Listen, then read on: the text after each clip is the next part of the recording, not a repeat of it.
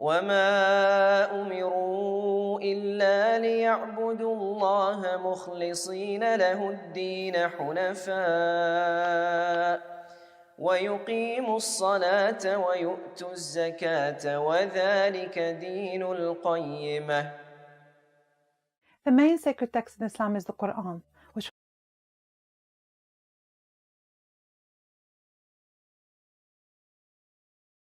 was revealed to the Prophet Muhammad 1400 years ago. It was revealed in installments by the angel Gabriel, and it took about 23 years before the whole Quran was revealed to the Prophet.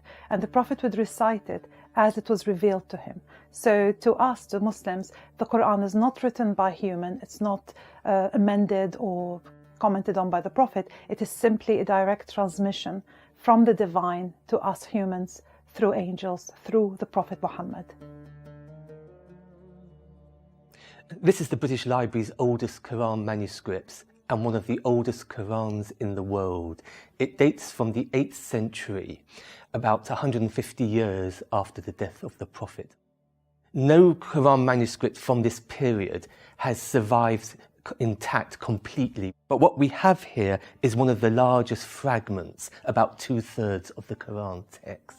For Muslims, the Quran is a way of life, so it sets down not only for us rules on how do we live our life and what is permissible for us, what is impermissible, but also just general advice as well on how we should live. It also tells stories of previous nations, the story of Jesus Christ, peace be upon him, and his mother Mary, and Moses and Noah. So all these similar stories you'll find in the Bible, these narratives, the Quran tells those same stories, but they're told in a way to remind us as believers, as human beings, that not to fall short in our worship to God. So Quran is far more than a sacred text. It actually is a blueprint for life. And it's a historic document as well as a document of philosophy, of law, and of moral values. As Muslims, we were commanded to pray 5 times a day. The prayers are spread throughout the day and they follow the motion of the sun. So you have a prayer before sunrise, ends with sunrise. Then you have a prayer at the zenith when the sun is at its highest point in the sky. You have a late afternoon prayer when the sun is coming down. Then you have a sunset prayer when the sun is actually set. And then you have a nighttime prayer where it's gone completely dark. You can pray as much as you wanted to. You can pray all day long if you wanted to. But those are the 5 minimum prayers that we have to do, which are one of the pillars of Islam. So the Shahada is a declaration of faith, but also a declaration of belief in the unity of everything in the universe. So when we say La ilaha illallah, there is no God but God, what we're saying is everything in creation is connected, everything is one, and that is really a very important principle of Islam, the unity of everything in creation. This is one of the British Library's most beautifully decorated and ornamented Quran.